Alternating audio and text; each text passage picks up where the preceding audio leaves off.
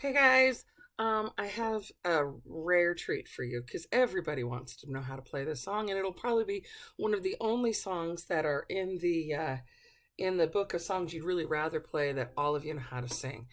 I think you need to take a look at all of these chords before we start. This is for All I Want for Christmas Is You. There are chords that you don't know, but you know enough by looking at the chord chart to be able to read them. One of them is C minor. That's where you have your first, second, and third fingers in the third fret on the first, second, and third strings. Remember, you still want to have space for a mouse in between your hand and the neck. You don't want to do any of that business. E7 we just learned. E minor we just learned. Something else that you might not be as aware of, B7. B7, if you take and a bar across the second fret and put a finger on the third string, then you'll get B7. And that's a pretty easy chord to do. What's tricky about this is you're going to go from B7 to E minor. And so you really want to make sure you can do that pretty cleanly. All right. The other one is you get to know what this is called.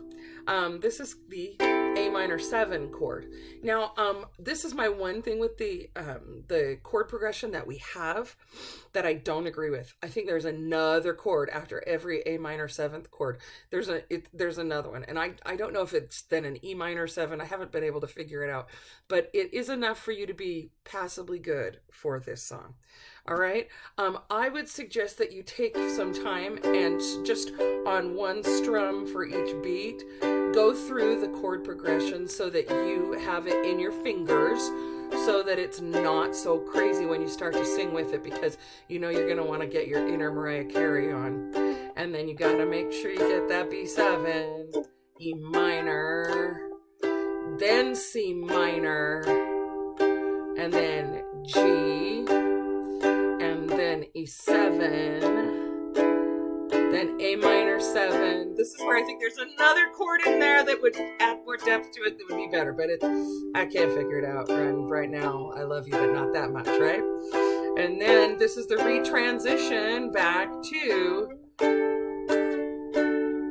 all right, that's the retransition back. Now remember, when you hear her sing it, the very, very first iteration of the chord progression, she just does a lot of, there's just one chord. I don't want a lot for Christmas. There is just one thing I need. And it's that way almost all the way through that first riff. And then when you get to the that first time when you go, let's see, make my wish come true. All I want for Christmas is you. You, baby.